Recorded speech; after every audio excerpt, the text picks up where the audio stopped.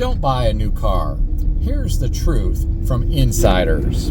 This is a topic that I have explored here on the channel recently. I've posted several videos on this topic, and I have had numerous automotive service technicians comment beneath those videos. I'm going to share with you today what those commenters said.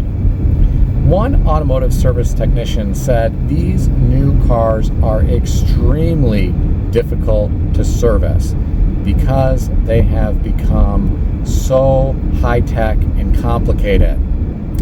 He said it often takes far more time than expected to make these repairs. This means the automotive service technician often makes far less than he or she anticipated. I hate to hear about that. Many of these automotive service technicians are working in dirty, loud, and extremely hot shops with no air conditioning. And now, some are getting gypped on their pay. Imagine having to bend over the front of a vehicle all day long, working on the engine of one of these high-tech automobiles, touching extremely hot metal surfaces, sweating, getting really dirty, and then at the end of the day, you make less money than you originally anticipated earning because it took you a lot more time to make the repair. That apparently is the reality for a lot of automotive service technicians these days. I had another automotive service technician comment beneath one of my videos, and he said, when one of the repairs doesn't go as planned with one of these modern high-tech vehicles, it's always the automotive service technician that gets blamed, even though it may be due to the fact that the vehicle was poorly engineered. And I can believe that. I am sure some of these vehicles are rushed to market, and in some cases, the auto manufacturers may care more about what type of amenities they can incorporate into the new vehicles that will appeal to consumers instead of focusing more time and attention on quality, and instead of investing more time and attention on making vehicles that are going to be easy to service down the road when there are problems. I had another commenter who said modern vehicles are like television sets. Now, some of you might be wondering, what in the world does a television set have to do with a modern car? Well, I'm going to tell you. This commenter talked about how we don't have as many TV repairmen as we once did here in America. And why is that? Well, at one time, a television set could be easily repaired. You could remove the back panel. You could easily access all of the internal components. Those components were relatively large. You could remove the damaged component. You could order it, probably from an American manufacturer. You could get the part in, install that part, put the back panel back on the television set, call up the customer, and say your television has been repaired. Well, as time went on, we started to import television sets from other countries. They became less expensive. The price went down. A lot of the American television set manufacturers started to die off.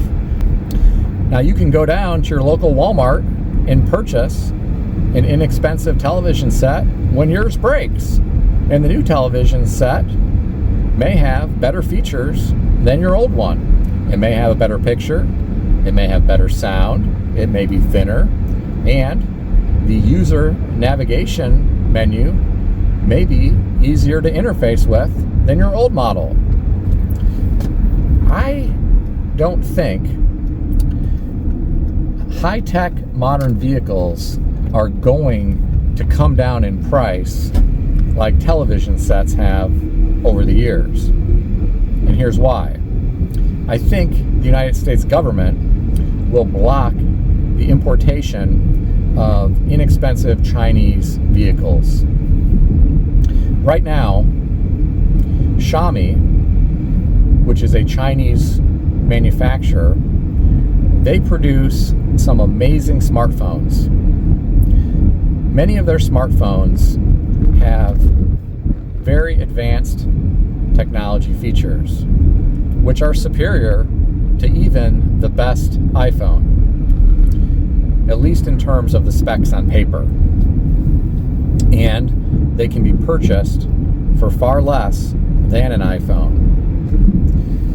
Well, Xiaomi has diversified, and they have gotten into automobile manufacturing, and they are manufacturing some amazing vehicles, and they are priced far less than a lot of the comparable vehicles here in the United States of America. I don't think our government is going to allow Xiaomi to import those vehicles into our country. It would be a major threat to all of the other automakers. In my opinion, vehicles available here in America will likely continue to get more and more expensive. And those vehicles will likely become more and more difficult to service. I see this as a big problem. A lot of people will spend their hard-earned money to go out and purchase a modern high-tech vehicle, and things may go well for the first few years. But as that vehicle ages, and as some of those high-tech features start to break down, it is going to be extremely expensive to get those modern high-tech vehicles repaired. There's going to be Americans that wish they could dispose of that vehicle and purchase an inexpensive replacement, kind of like replacing their television set with an inexpensive replacement from their local Walmart. But that's not going to be possible. When they have to replace their vehicle, it's going to cost more. And they're likely going to find out their trade-in is worth far less than they expected. I'm not going to name the brand, but there is a very popular vehicle manufacturer that manufactures an electric car and electric SUVs, and some of those owners have been shocked when they have tried to trade in those vehicles on a new model. They have received an insultingly low trade-in value. Part of the problem is those modern high-tech vehicles are so expensive to repair, especially when it comes to replacing the battery. Well, the dealerships recognize this, and they're not going to provide a decent amount of money for the trade-in. This means the consumer may have to roll all of their negative equity into the financing for the new vehicle that they're purchasing. That means they're going to be upside down from day one with the new vehicle that they purchase. I don't think this is a good situation to be in at all. And I don't think we're talking about just a handful of people that are in this situation. I think this is something that has likely impacted a lot of people across the country. I think this is going to be a trend that could continue into the foreseeable future. I'm curious what all of you think about this.